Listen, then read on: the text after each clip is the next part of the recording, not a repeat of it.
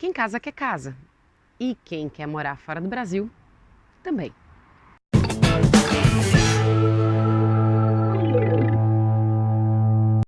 Oi pessoal, aqui é a Cami Escrivano, tudo bem? E hoje eu quero falar de um assunto que gera sempre polêmica, né? Quando a gente fala nos grupos principalmente grupo de Facebook, grupo de WhatsApp, aqueles grupos de apoios a brasileiros fora do Brasil. E é uma coisa que volta e meia, quando alguém expressa uma opinião um pouco menos animadora, rolam aqueles comentários do tipo, você não tá bem, então você volta pro Brasil, ou então, você só quer desanimar os outros, gente negativa, não sei o quê, porque não tem fé e tal. Não é nada disso. De novo, eu quero ressaltar que o objetivo do canal é ajudar as pessoas que querem sair do Brasil com informações úteis para que, se vierem, venham conscientes e tenham uma imigração muito mais tranquila. Bom, dito isso, vamos lá, hoje eu quero falar de casa em Portugal, né? E aí, casa em Portugal tem algumas coisas, deixa eu mudar aqui um pouquinho, pronto. Não, melhorou? Melhorou, muito bem. E casa em Portugal tem alguns detalhes assim que são muito interessantes, né? Em primeiro lugar, porque o salário mínimo em Portugal, ele é quase 700 euros. E aí, isso é importante ressaltar porque, e vamos fazer a comparação, né? Na Itália é 1.100 e alguma coisa, na França é 1.300 e assim por diante. Poxa, mas por que você está falando de salário mínimo? O que tem a ver? Porque é importante ressaltar que os aluguéis, eles, pelo menos na minha opinião, né, deveriam acompanhar uma proporcionalidade do salário mínimo. É verdade também que aqui é difícil alguém que ganhe só o salário mínimo, mas existe, não é tão pouca gente assim, comparado a outros lugares, e na verdade a proporcionalidade não é a mesma, né? Por que eu estou falando isso? Porque, por exemplo, quando eu morei na Itália e o salário mínimo era 1.100, eu, para um apartamento de um quarto, eu pagava 700, 750 euros. Não era em Milano, era perto de Milano, mas quer dizer, dentro daquilo que eu tinha como pagamento mensal, era caro, era salgado, mas era possível, né? Na França a proporção é mais ou menos a mesma também. Claro que quando você está na capital é uma coisa, você vai saindo um pouco da cidade, muda, né? E vai diminuindo. Aqui não é diferente nesse aspecto. O que muda? Muda que aqui os aluguéis não são menores do que 500 euros. E aí faz uma diferença muito grande, porque quando você tem um salário mínimo de 700, né, para um aluguel que não é menos de 500, 550, é muito complicado você sozinho se manter. Aí você fala assim, mas né, o pessoal aí, como faz? Bom, primeiro que essa alta dos aluguéis, ela aconteceu pelo que já me explicaram, e aí a gente tem conversado com muitos corretores e né, muita gente aqui. Essa alta dos aluguéis aconteceu nos últimos 3, 4 anos. Antes disso não era assim. Parece que os aluguéis praticamente dobraram nos últimos anos. Isso é uma questão. Tô falando de Lisboa e região, tá? Lisboa, Almada, esse pedaço aqui. Isso não é verdade no resto de Portugal. Parece que no resto de Portugal ainda se mantém o patamar. Mas aqui isso é assim.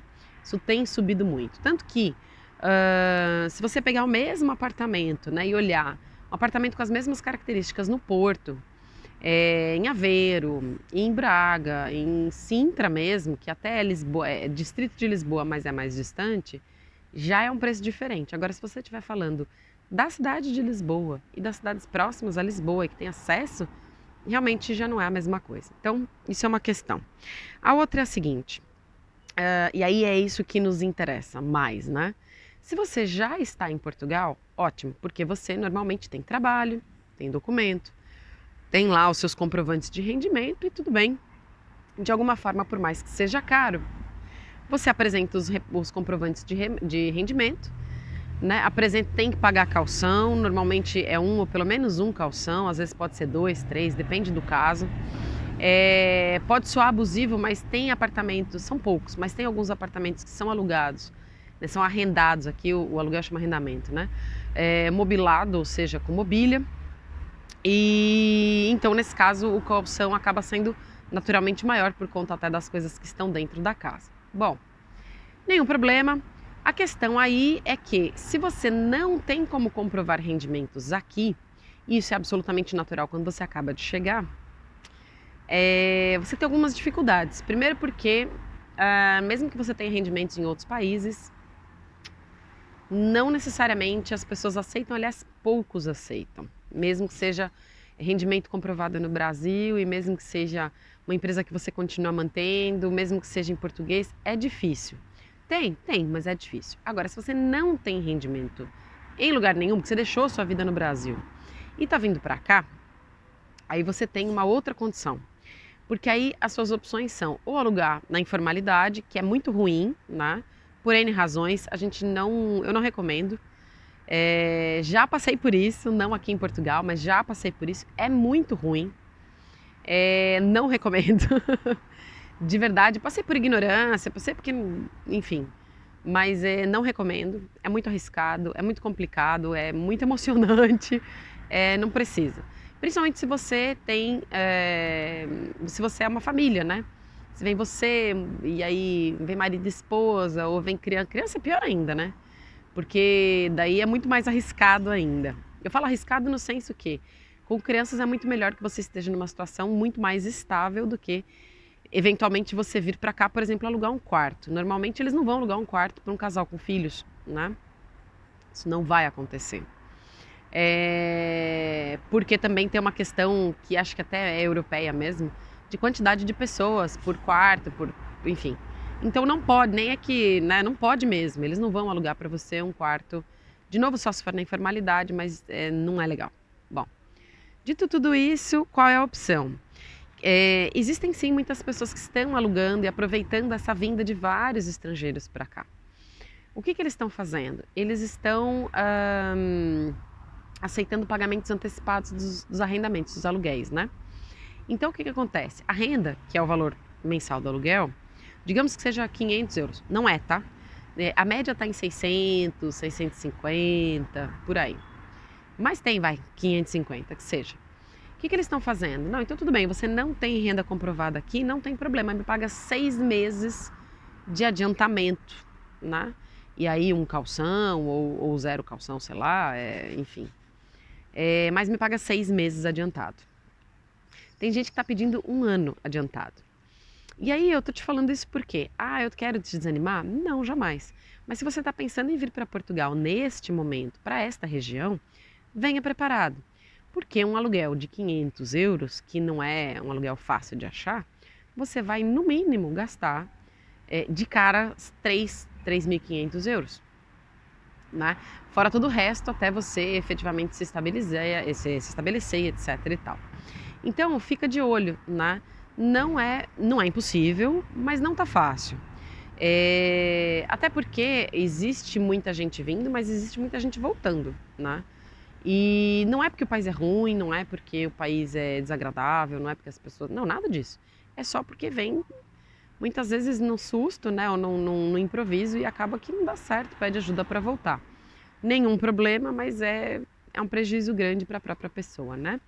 Então é isso, fica a dica, existe sim jeito de alugar, mas mas venha preparado para ter um bom desembolso inicial,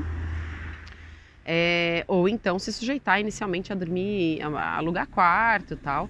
Eventualmente você pode alugar um quarto no Airbnb, você pode alugar um espaço no Spotahome, aí você fala, mas é mais caro.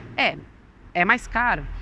Mas você não precisa de comprovante de nada, você passa seu cartão de crédito, paga e acabou, né?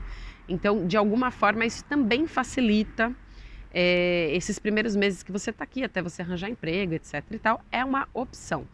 Caro, o que é caro e o que é barato, né? Considerando que você vai pagar calção e aluguel e blá, blá, blá, tem que pensar, tem que pôr no papel o que realmente compensa.